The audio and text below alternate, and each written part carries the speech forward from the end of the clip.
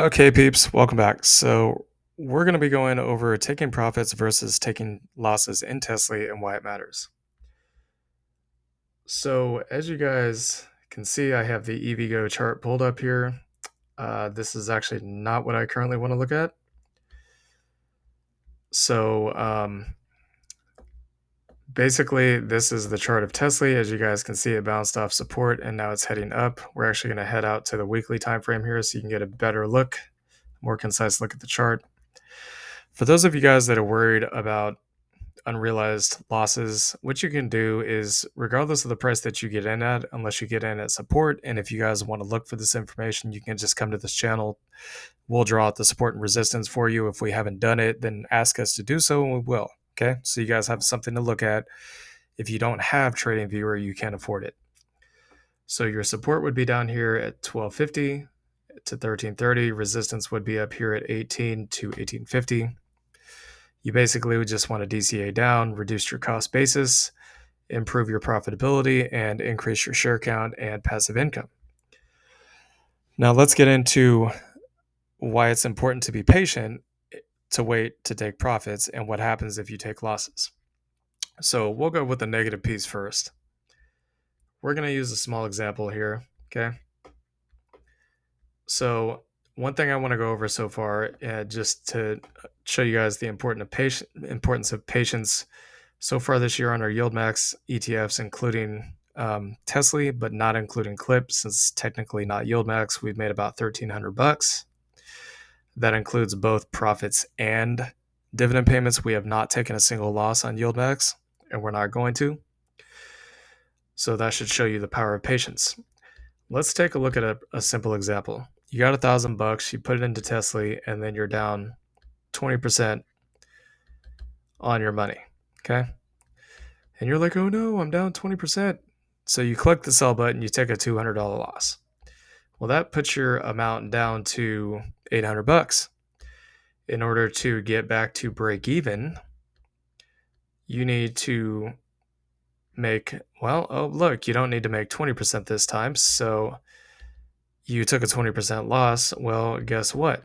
Now that you're at $800, now you have to make a 25% gain to get back to break even. So you actually have to make more money to get back to break even than if you had just simply not sold when you were in a drawdown.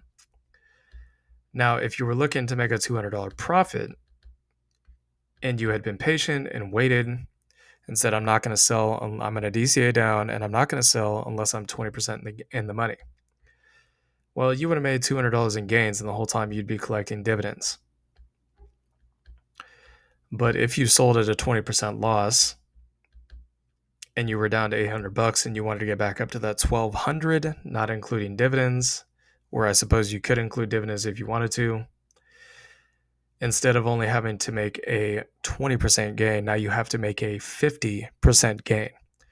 So this kind of teaches the lesson of taking losses versus taking gains and being patient. The more times you take a loss, the more amount of capital, the higher the percentage gain that you would need to make your money back. So there's that.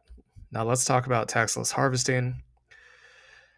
So the 3 steps in the tax loss harvesting process are selling securities that have lost value, again, taking a realized loss, using the capital loss to offset capital gains on other sales, replacing the exiled or exited investments with similar but not too similar investments to maintain the desired investment exposure.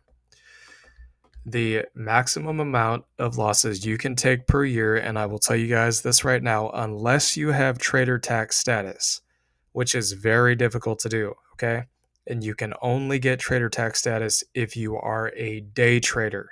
You cannot get trader tax status as an investor, as far as I know, unless the laws have changed, because you have to have high frequency trading to be eligible to be given permission by a judge in a U.S. court to receive trader tax status. You will not be able to take more than this amount in losses every year. Again, check with your CPA on this, but I'm pretty sure it has not changed.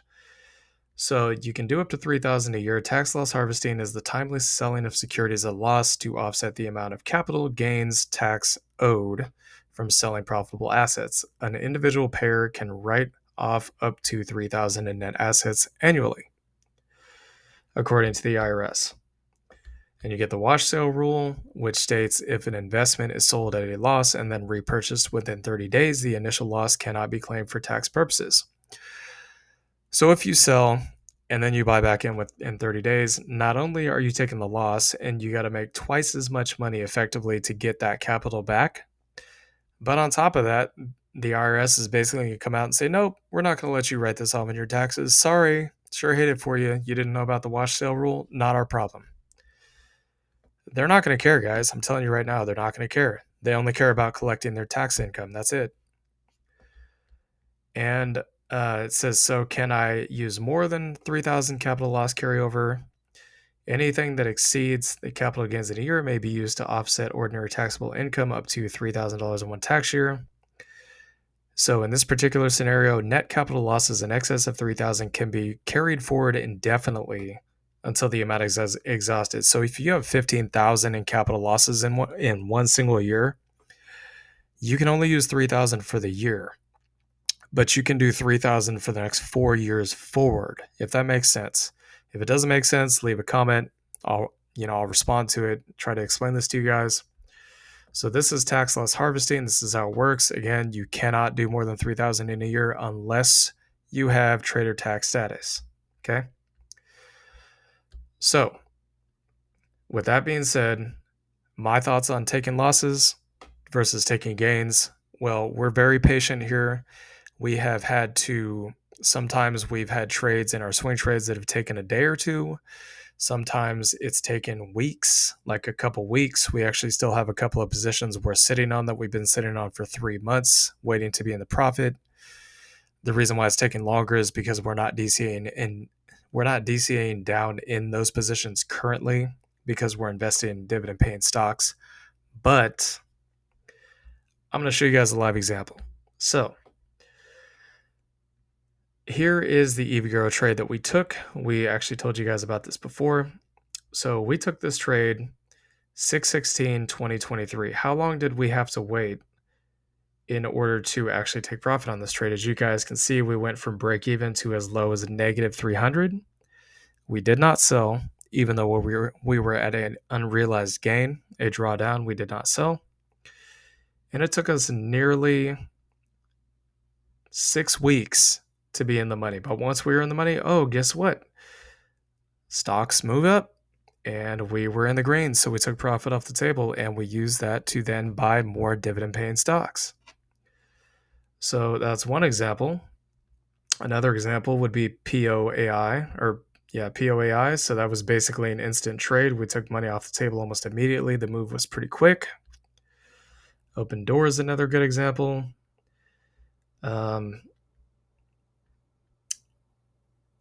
So as you guys can see, we were in this trade in 512. Within roughly about 5 days, we were able to take profit. Basically, again, we took another trade here, 8-4. We had to wait almost, looks like roughly about 2 or 3 weeks to take profit, but we were patient. We waited, and the money eventually came in. Another one would be Matterport. As you guys can see, 519. We were break even, then we were out of the money, then we were in the money, but we didn't want to sell because it didn't hit our profit target yet, which is 15% per trade. Then we were out of the money, and eventually at some point it was up enough where we said, okay, we're going to take money off the table. And there it is. We had to wait almost a month on this position. Now, in terms of dividend paying stocks, we've been in drawdowns a lot throughout the year. Okay, this is a recovery year for stocks. The Fed's still raising rates. The bear market was last year. Everything's recovering this year. Not everything has recovered this year, so some things are still down. But we've been able to take profit multiple times on the same position in a single month. And there's been positions that we've had where we have only taken profit once in 6 months because that's how long it took to be in the money. There's an old saying that I think it was Warren Buffett that said this. You guys can actually look this up yourself if you want to. I may be wrong about the the quoter here, okay? But it said that the markets are designed to transfer money from the hands of the inpatient to the hands of the patient. Or basically, in other words, if you're not patient, you sell at a loss. That's because you didn't have enough patience. But those who are patient eventually will pay off.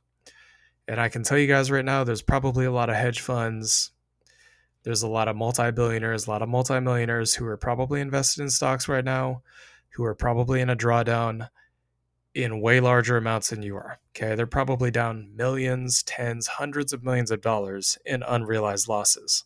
Even banks are down in unrealized losses. But are they going to sell for a loss? No. They're going to be patient. They're going to wait. They may or may not DCA in. And at some point, the Fed will cut rates. They will start quantitative easing again, and all of stocks and crypto will move. At that point, you will be in the money. You'll have your chance to take profit. There's a lot of people in crypto right now that bought at the top of the bull market. Okay. Back in November of 2021, they bought at the top. They've been DCAing and buying throughout the entire bear market. Guys, it's been almost 2 years since the top of the bull market in crypto. People that are willing to wait for the next bull cycle, which is next year, would have had to wait over 3 years to take money. I myself am one of those people. We are one of those people. Again, the market is designed to transfer wealth, money, from the hands of the impatient to the hands of the patient. Anyways, hope you all enjoyed this video. Please like, comment, and subscribe. We'll see y'all later. Peace.